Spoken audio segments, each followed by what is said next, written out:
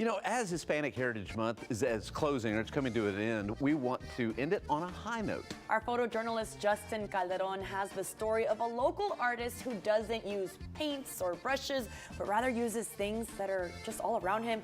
Justin, I'm so excited to hear more about this. Oh yeah, me too, man. That's right, guys. He's an innovator with a do-it-yourself attitude and the ability to create Chicano art that is so distinctive and also so sananto. Guess we gotta tighten the wheels. We need to tighten them. We need to glue them on is what we need to do. In his garage studio, That's cool. Ruben Luna and collaborator Don Jimenez are revisiting a recent project. It may look like just a novelty, but it holds a deep significance and meaning. Just one of many pieces Ruben has been a part of in his 25+ years in the art world. Starting as a museum preparator. When I got into my 20s, I decided to go back to school and study graphic design. Ended up learning about Chicano Latino artists, and that really is what inspired me to kind of follow my own, art, passions. One of my biggest inspirations was my grandfather. That's him right there. That's from a mural that was on the south side a few years back. He was a welder, and he used to make decorative window guards.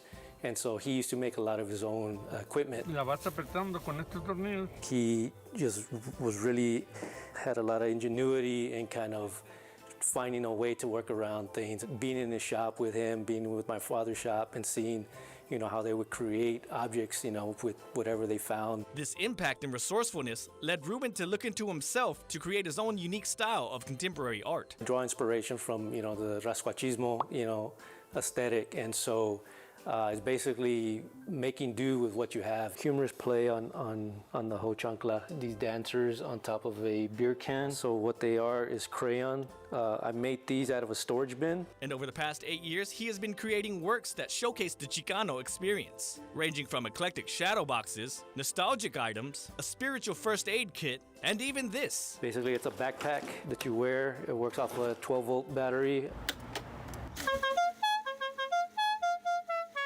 Whatever this is. Using the spray paint, they put the can in here, and so when it steps down, it makes a mark. His pieces have even gained some notoriety on social media. It's funny because that got 2.8 million views. And have been on display in galleries and exhibitions across the nation. Recently, he has collaborated with a friend for a series of special video art projects. Kind of everything clicked. We were just kind of laughing and spitballing ideas, and then we kind of started building up different projects that really kind of spoke about the city more than ourselves. One such project was called Mi Querido Sananto, which chronicles the journey of a hat sneaking out of Grandpa's house and exploring a changing San Antonio. My grandfather, he's been wearing these hats my whole life. I've always wanted one as a kid, and it was very like, you're too young to have that hat. My grandfather's now 95, and he doesn't really get out much anymore. So every time I see him, he just has so many stories about San Antonio, and he wants to tell them. So we kind of made this piece to kind of honor him and honor the city, and I think the hat speaks to so many people in San Antonio. This is kind of like a love letter to San Antonio, and just, trying to capture these locations before they're gone. So much of who we are as individuals, we owe to our elders and the subcultures that built us. So I think that's reflected in our work. A lot of what we do individually and now together is kind of honoring those spaces of what kind of made us who we are by honoring who gave us those influences.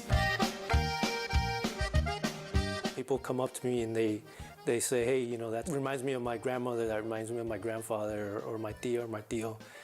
That's really, that connection I make with them. And, they really, sometimes they laugh, sometimes they cry, sometimes, it's different emotions, that really come out in them. And they're like, that's really what is really great to connect with the community in that way.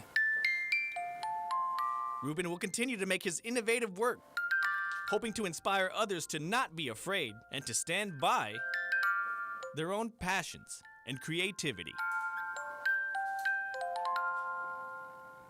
Oh, his work is unlike anything you'll ever see. And if you want to check out more, you can find him at Gacho Style on Instagram. Roma and Paul, wow, the city is just so full of talent, isn't it? It really is. I was just telling Paul, I love living in San Antonio. You know, I tell you, I really love the vermicelli, the like happy meal. Yes. The Fideo Happy Meal, yeah. I saw the I gold thought that was hoop, so funny.